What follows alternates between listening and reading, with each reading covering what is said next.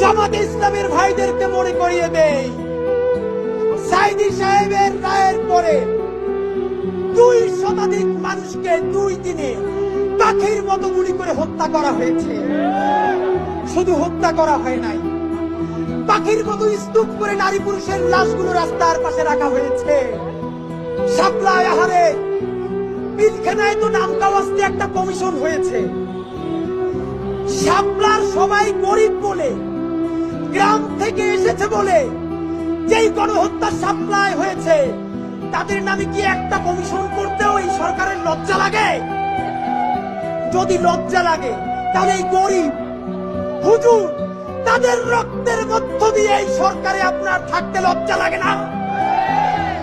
বন্ধুরা আমার, বিএনপি কে বলতে চাই, আপনাদের হাতে ধরি, পায়ে ধরি, শহীদ জিয়ার বিএনপি কে দিল্লির দাস হতে দিব না।